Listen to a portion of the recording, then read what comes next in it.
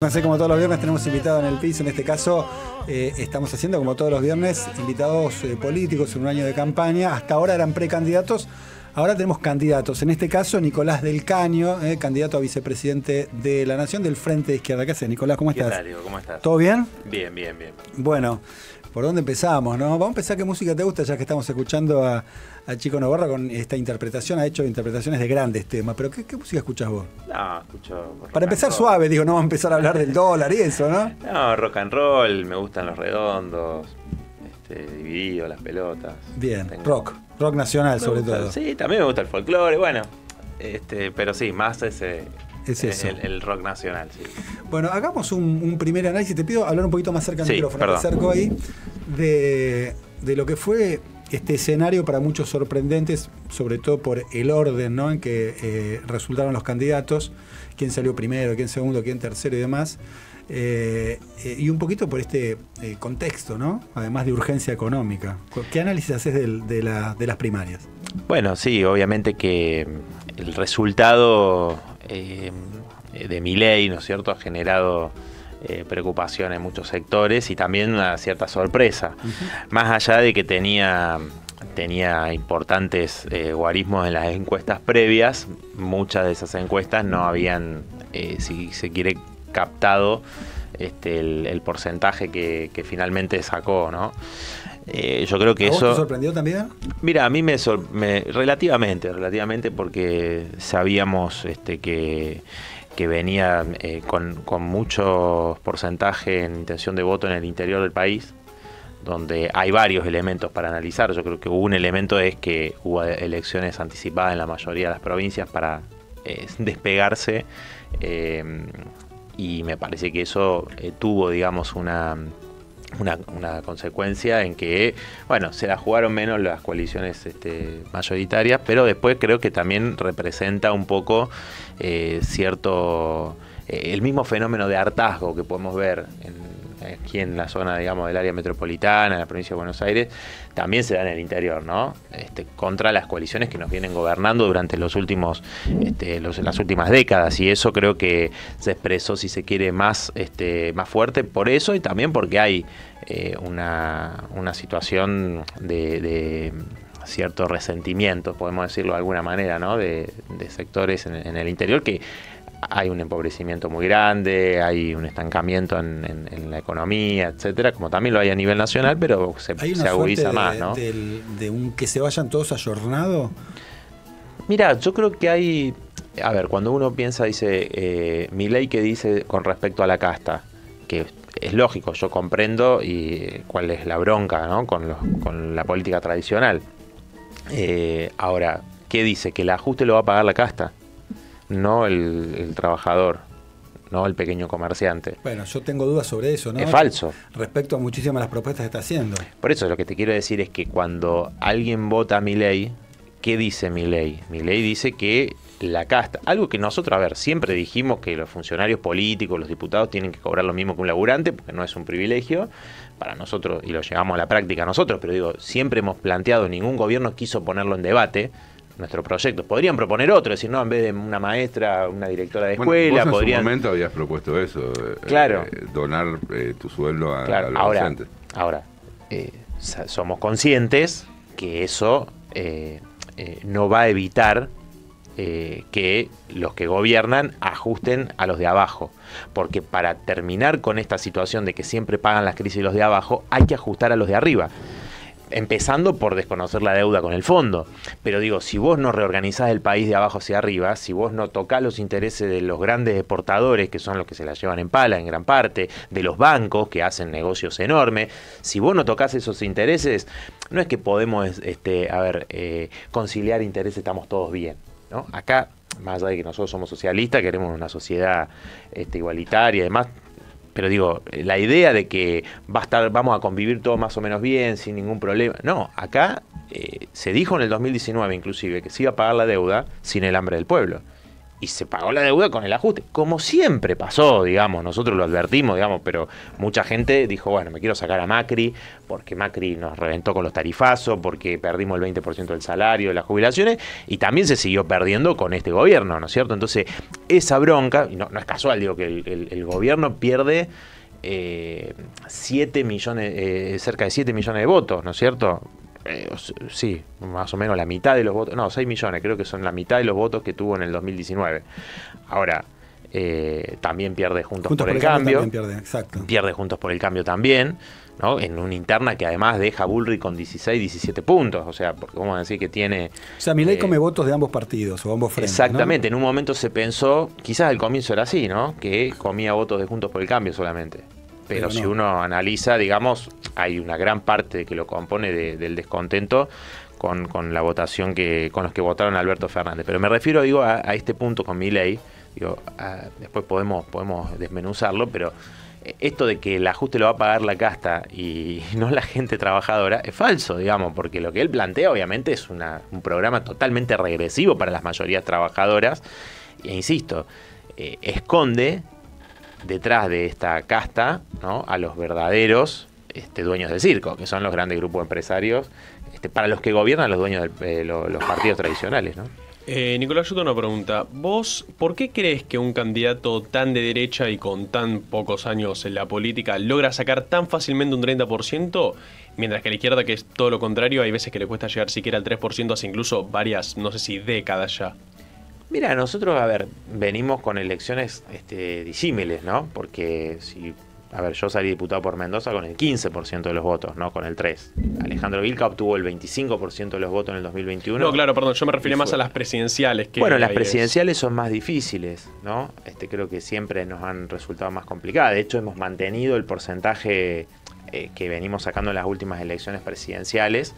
Y creo que viendo el escenario es muy meritorio, digamos, muy meritorio, porque realmente teníamos un escenario difícil, de dispersión, y yo creo que, Milei primero fue construido por el poder mediático y económico, no con el objetivo de que sea presidente. Yo siempre traigo una entrevista que le hacen a un empresario en estos encuentros del Yao el año pasado.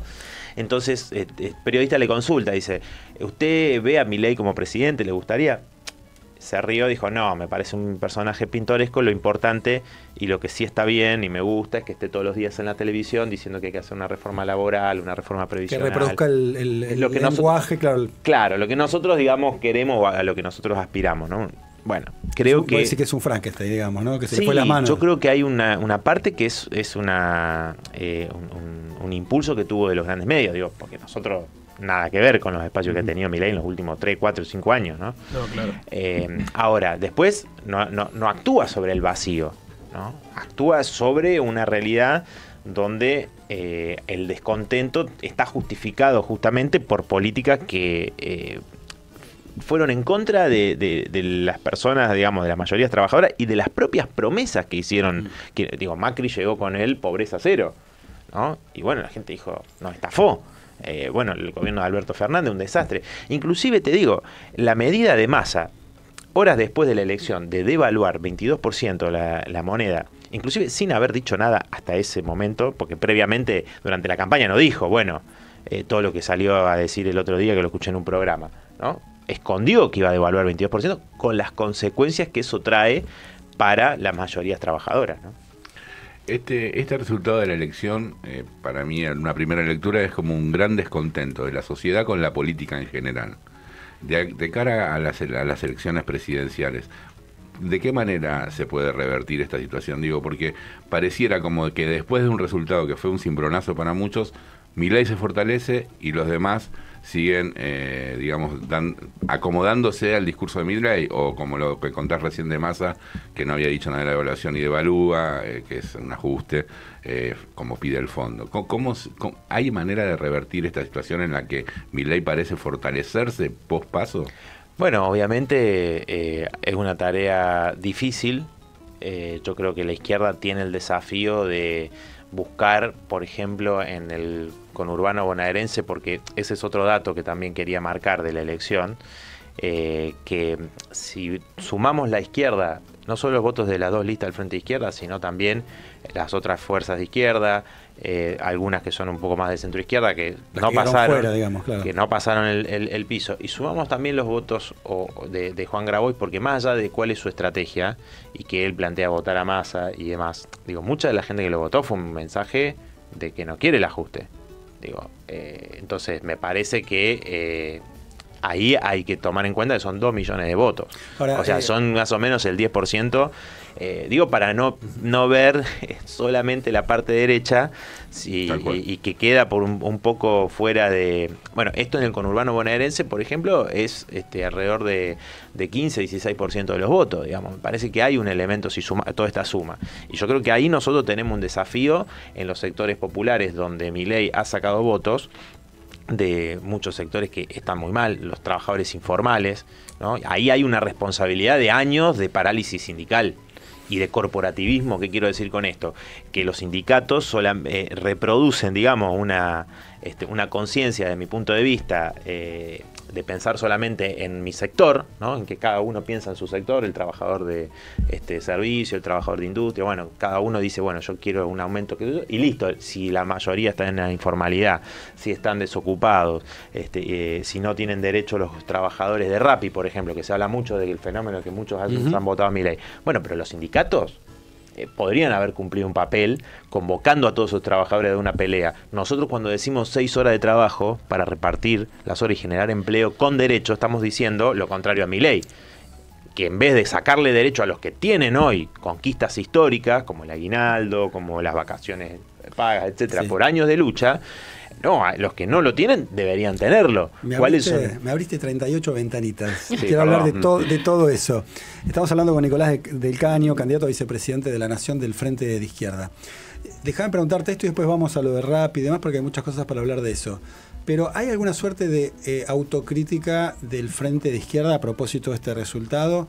Aprovecho, digamos, este marco de cierta autocrítica. Ayer Gabriela Cerruti pidió perdón, ¿no? Esa palabra no se escucha mucho tampoco en los espacios políticos después de un resultado, ¿no? Me llamó la atención la utilización de esa palabra en la conferencia habitual que hace los días jueves, un poquito entendiendo que no han llegado la gente que tenían que llegar, y eso tiene que ver, obviamente, con la gestión o los déficits de gestión del actual gobierno. Pero a propósito de, digamos, vos ves un poco lo que es las tortas, las columnas de los resultados, y el Frente Izquierda no ha crecido, ¿no? No ha crecido. ¿Alguna autocrítica de eso? ¿Cuál sería el error? ¿Pensás que en todo caso la gente piensa más en una alternativa por derecha que por izquierda en estos tiempos, en esta coyuntura? Bueno, a ver, hay un elemento que es importante a tener en cuenta, que Milei también ha sido parte de esa operación de identificar al gobierno como algo de izquierda, ¿no? Cuando en realidad no es de izquierda. Hasta le dice socialista a Larreta, ¿no? Sí. Sí. Cualquier cosa más o menos es socialista. Bueno, yo creo que ahí hay un elemento, digamos, de confusión, ¿no? Creo que eso es importante tenerlo en cuenta. Y después yo creo que hay un elemento que la izquierda está atada íntimamente a las luchas populares. Y lamentablemente nosotros, a pesar de las peleas que venimos dando en distintos sectores y demás, caso Jujuy, digo, nuestra campaña estuvo cruzada por un gran conflicto, una lucha muy importante, donde la izquierda demostró que si no estábamos ahí en esa convención, donde el PJ y la UCR pactaron esa reforma contra las comunidades originarias para cercenar el derecho a la protesta y demás, bueno, nadie se enteraba inclusive de qué se estaba discutiendo. Entonces, y cumplimos un papel ahí adentro y en las calles también, ¿no? Y en la organización de muchos sectores.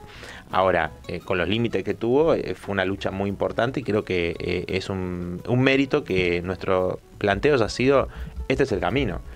¿Cómo vamos a enfrentar a la derecha de Milei, de Bullrich y a los ajustes de este gobierno sin la organización del pueblo trabajador? A ver, las elecciones son una instancia donde para nosotros es fundamental, y obviamente uno pelea para sacar la mayor cantidad de votos, pero sabemos que es la expresión, ¿no? Claro, pero ahí me decís lo que funcionó, que es la organización. Bueno, en Jujuy funcionó, nos movilizamos. Sí, pero no, ¿qué es lo que digo, no funcionó? Lo que yo creo que, no sé, por eso te digo, no se puede desligar.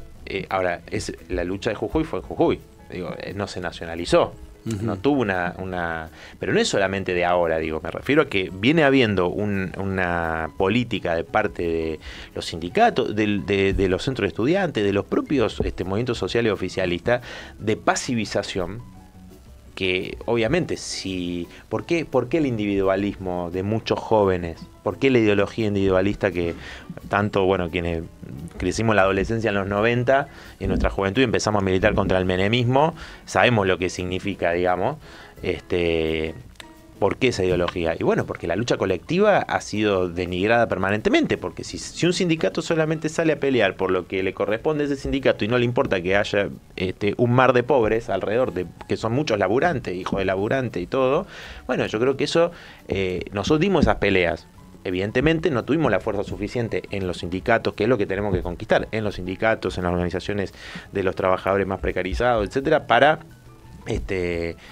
cambiar esa situación, digo, porque si pensar una elección de la izquierda sin estar vinculada a las luchas populares y demás, es difícil, digo, pensar en una buena elección de la izquierda, digo. Entonces, sobre todo en una presidencial como comentábamos recién, ¿no? Hace un rato, Nicolás, en una entrevista habías dicho que el kirchnerismo de alguna forma intentó robarle las banderas a la izquierda. Esto porque apropiarse, ¿no?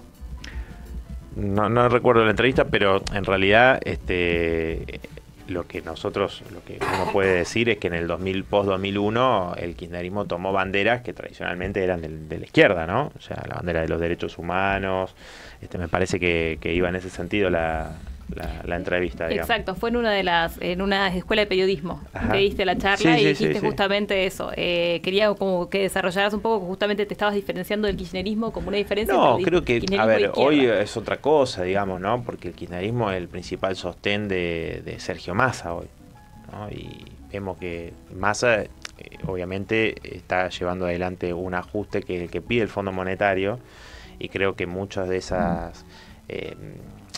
un poco la idea del kirchnerismo que se planteaba como discurso, cada vez ha perdido más materialidad, porque un Estado presente, y uno defiende las conquistas como la educación pública, la salud pública, pero no podemos no ver que en los hospitales, el otro día estuve en el Hospital del Niño en La Matanza, no tienen pediatras y no tienen insumos.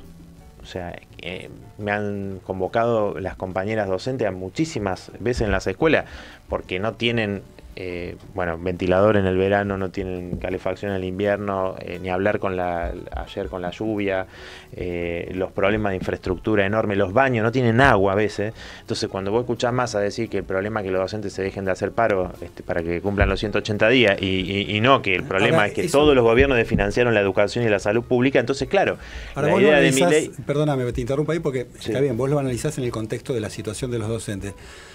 Yo lo interpreté desde otro lugar. A mí me parece que Massa lo que está tratando ahora es de pescar ese voto más de derecha que no lo tenía hasta ahora. Digamos, Massa tiene asegurado, creo yo, el voto del peronismo, el cristinismo duro que lo apoyó, y ahora sale a pescar, digamos, el voto que en algún momento por ahí piensa en votar a Burrich o a Milei, y empieza a castigar la posibilidad de una protesta, creo yo. No sé si... Sí, puede ser una forma de verlo, digamos.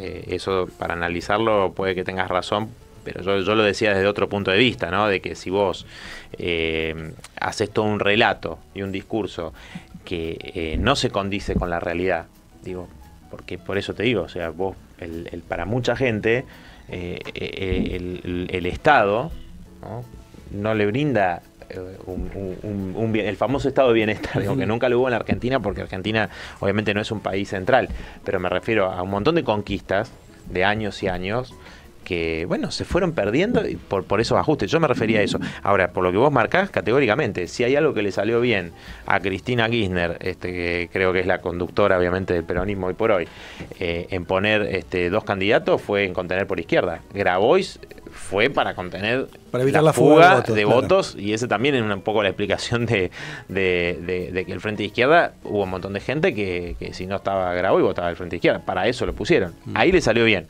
Por derecha le salió mal, porque evidentemente Massa no logró captar un voto más allá, que para eso estaba Massa, ¿no? Porque justamente es quien, yo me acuerdo del debate de 2019, no solamente decía que había que poner el presentismo a las docentes, ¿no? Que yo le señalé que por qué era tan hipócrita si él no iba a la Cámara de Diputados nunca. Y bueno, ahora está planteando un giro a derecha, obviamente, con su discurso. Ahora dijo eso de que los paros... Sí, los paros docentes, ¿no? Dijo que no. No, pero ahora también habló de los paros en general, En general, como diciendo, no, como si hubiese muchos paros, ¿no? Porque la CGT... Bueno, creo la que CGT justamente la CGT lo que no está haciendo es levantar banderas frente a un escenario donde aumentan todos los días las cosas y, claro, por supuesto, las paritarias o los acuerdos cerrados ya quedan muy retrasados. Y eso viene de Macri, digo, ¿no? Desde hace Porque... mucho. Bueno, con Macri también, ¿no? La CGT se ha quedado un poco dormida. Bueno, estamos hablando con Nicolás Descaño, candidato a vicepresidente de la Nación por el Frente de Izquierda. Se está tomando un cafecito en este café político de los viernes. Vamos a ir al informativo y enseguida volvemos con él.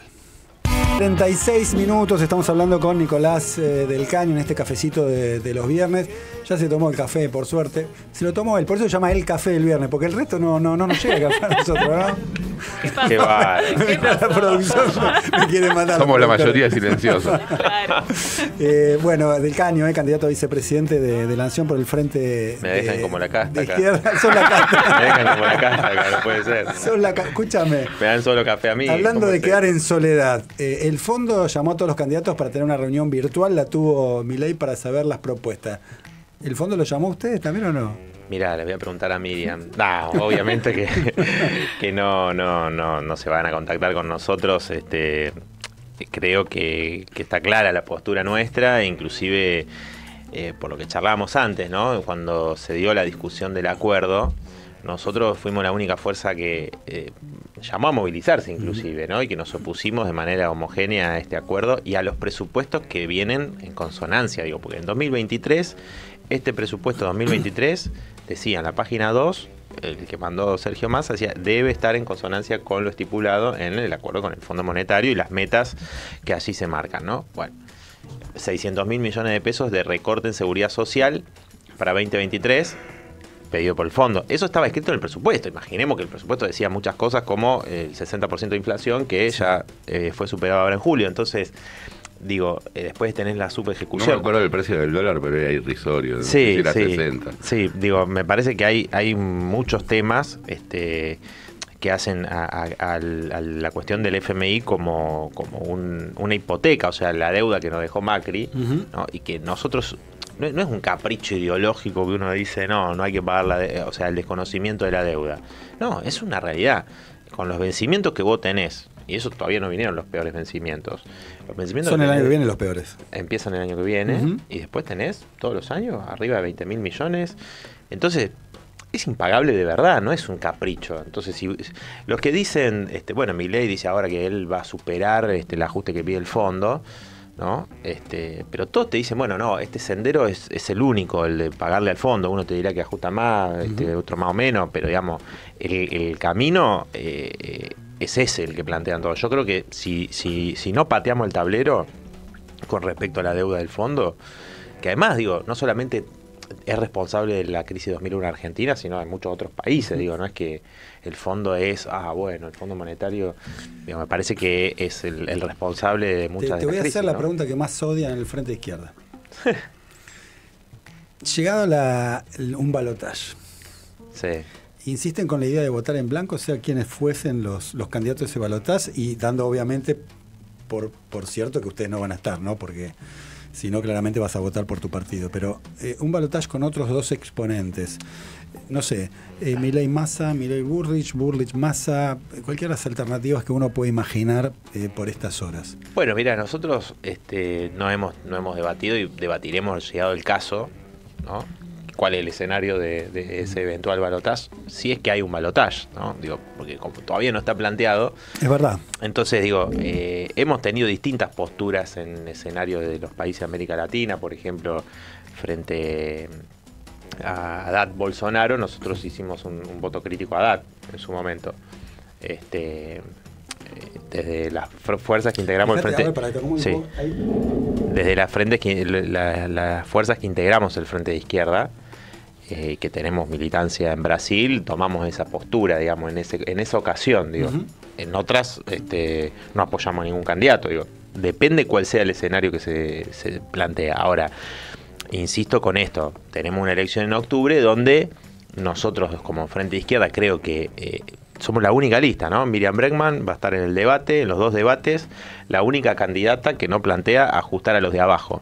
Digo, porque los demás ajustan a los de abajo o dicen que lo van a hacer, porque son los candidatos, inclusive Schiaretti, digo, ¿no? Que también del peronismo no kirchnerista, digamos, como dicen ellos.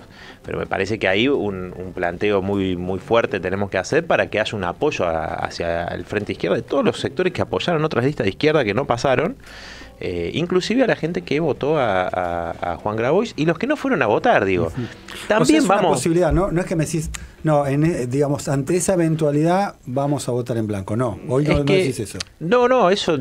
Por eso no puedo hablar sobre un escenario que no está todavía sobre la mesa, digamos. Una vez que esté sobre la mesa, habrá un debate en el Frente Izquierda y tomaremos una postura, digamos. Sería, digamos, irresponsable de mi parte que yo te dé ahora una postura sobre algo que todavía no está planteado. Sí creo esto, ¿no? Que fortalecer a la única fuerza que no es que llega a una elección con una promesa, sino que vos ves que nunca traiciona y que está en las peleas, en las luchas. Bueno, para lo que viene... es fundamental fortalecer a la izquierda, digamos. En ese sentido me parece que tenemos este desafío yendo a buscar a mucha gente que nos respeta, o sea, no solamente que nos ha votado, gente que no nos votó, pero que nos respeta y que valora mucho esto, y yo creo que para lo que viene es muy importante. Además vamos a pelear para obtener más diputados, ¿no? En la provincia de Buenos Aires, la ciudad de Buenos Aires, en otros distritos también. Alejandro Vilca sacó el 10% de los votos en Jujuy con Natalia Morales, nuestros compañeros que hicieron una gran elección, a pesar de un escenario, digo, nuevo, con la emergencia de Milei, y ahí ves la mayor contradicción de ese voto, ¿no? Mucha de la gente que votó a Milei en Jujuy está harta de los dirigentes tradicionales y está en contra de la represión de Morales, digo, no es que dijo Milei. Mucha de esa gente no sabe que Milei dijo que no compran todo el paquete de Milei de las propuestas. Claro, ¿no? Pero mucha gente ni sabe que Milei lo que dijo de la represión de Morales es que se había quedado corto, que era un tibio. Mucha de la gente que lo votó, que inclusive participó en esas movilizaciones, y los que no participaron que no estaban de acuerdo con la reforma de Morales. Entonces me parece que ahí es el desafío que tenemos de cara a octubre, y obviamente vamos a disputar esos sectores que votaron a Milei, que están, digamos, que caen en esta postura, en estas propuestas, o creen en las propuestas demagógicas que hace, como la de la dolarización, ¿no? Entonces marcar claramente, no, mirá, y ahora ya igual dice, no, eso es una reforma más adelante. Sí, hay varias cosas que está modificando, ¿no? En el curso de las últimas Me hace declaraciones. acordar a Macri cuando dijo, no, yo no voy a sacar nada a nadie en el 2015, ¿se acuerdan? Voy a hacerle otra pregunta que le molesta un poco a la izquierda, ¿no? Pero ¿por qué, estando tan en las antípodas de lo que son el resto de las propuestas, la izquierda no logra consolidarse como un partido único, firme, de propuestas, digamos, porque esa división la termina perjudicando también? Mirá, sí, nosotros, a ver, creo que logramos algo que inédito, que es el Frente de Izquierda ya tiene 12 años. Obviamente tuvimos instancias donde logramos listas comunes y otras donde tuvimos listas distintas, como en la que se dio ahora con 2 listas.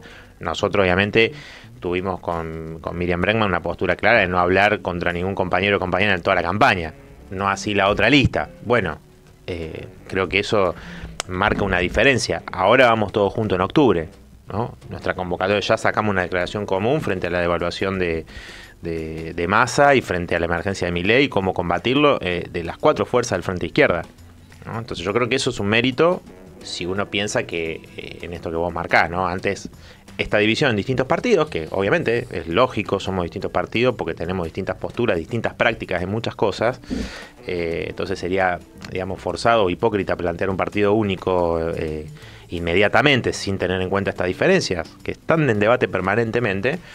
Pero es un mérito decir, bueno, a pesar de eso podemos mantener una coalición política que es inédito en Argentina también, que no hay otras fuerzas políticas que tengan una coalición durante 12 años con un programa de independencia política de los trabajadores y las trabajadoras y demás.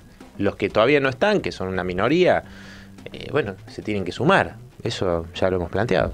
¿Qué país te imaginás en el caso del triunfo de algunos de los que aparecen ahí con más chances, ¿no? Milei, Burrich o el propio Massa? No, yo creo que cualquier escenario va a ser difícil en el sentido de que hay va a haber una especie de veto de quienes no estén en la presidencia.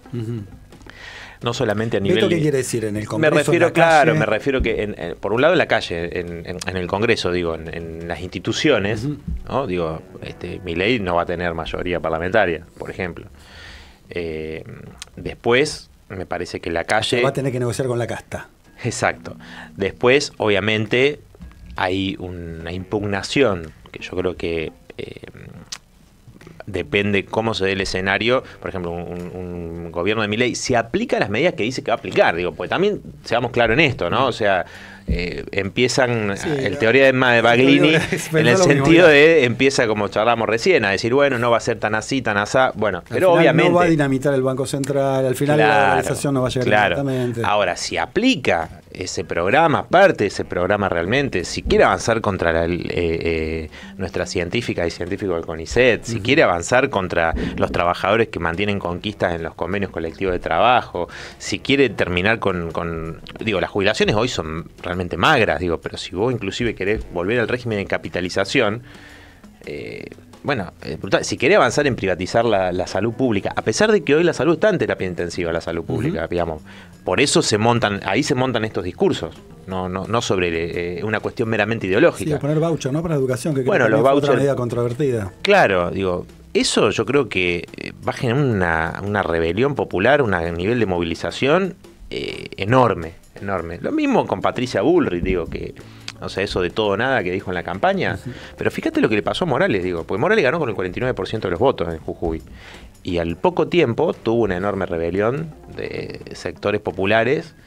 Bueno, fue el compañero de fórmula de Larreta. Fue el compañero de fórmula de Larreta. Y Bullrich ganó por mucha diferencia Larreta. Sí, le ganó por mucha... Digo, creo que 11% sacó Larreta a nivel nacional. Sí. Pero me refiero a que siempre esto del cheque en blanco, ¿no? Le pasó a Macri en el 2017, cuando gana la elección de medio término, y creo que consideró en ese momento que tenía el cheque en blanco y dijo, bueno, reformismo permanente, vamos con la reforma laboral, previsional, etcétera. Se encontró...